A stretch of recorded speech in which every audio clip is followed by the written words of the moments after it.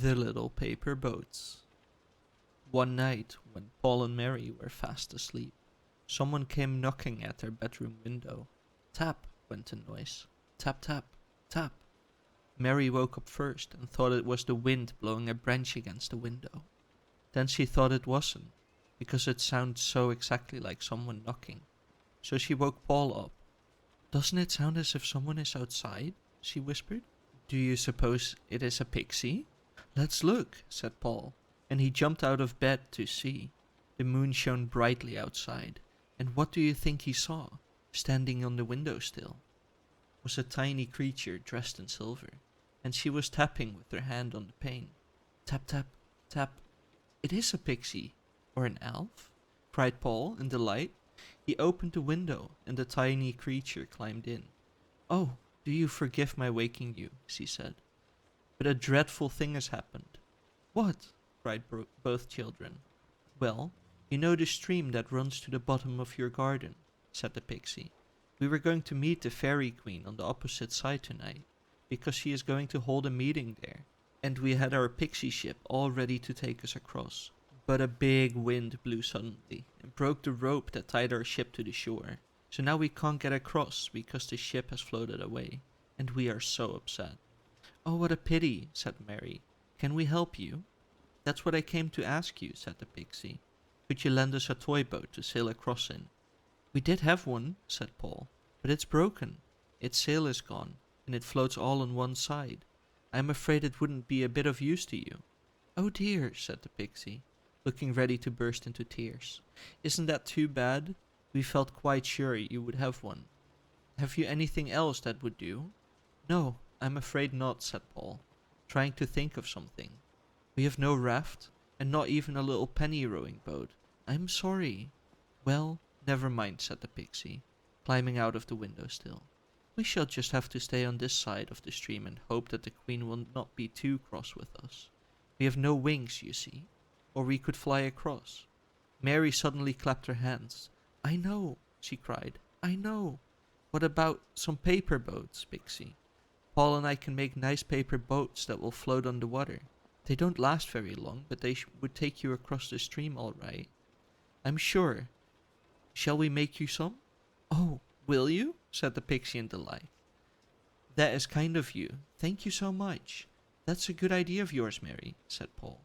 "Quick, let's put on our dressing gowns and go down to the stream with the pixie. We can take a newspaper with us and make as many boats as they like."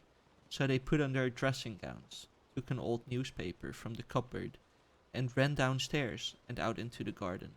The pixie met them there, and they all three went down to the little stream that ran at the foot of the garden. What a sight the two children saw! The moon shone brightly down on a crowd of little silvery creatures, dressed in misty gowns.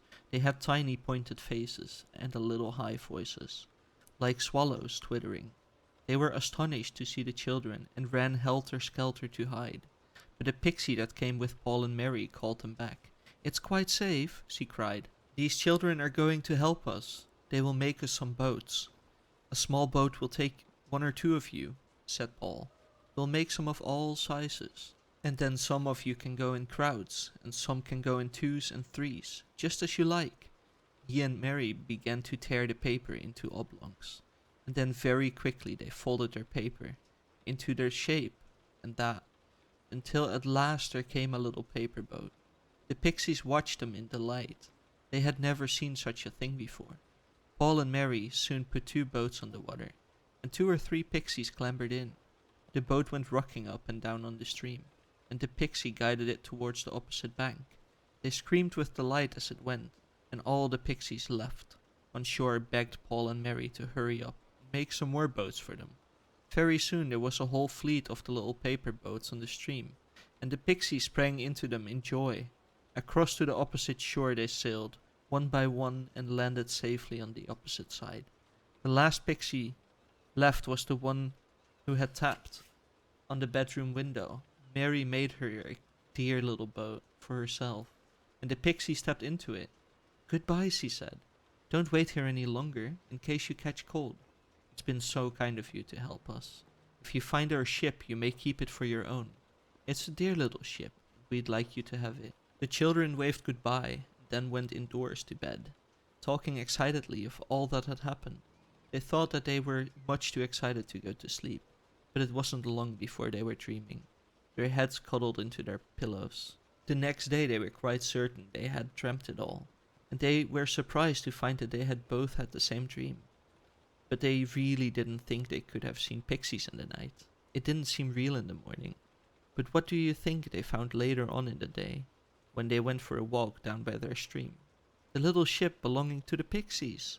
There it was, caught in some rushes, a little silver-sailed ship with the name Silver Pixie on its hull. Then they knew that their dream was true, and in great delight they rushed home to show their mother what they had found. They kept the ship on the nursery mantelpiece, because it is so pretty, and there it is to this day, a little glittering silver ship. It sails beautifully, and you should see all the children stare when Paul and Mary take it down to the pond to sail. I'd love to see it, wouldn't you? The end.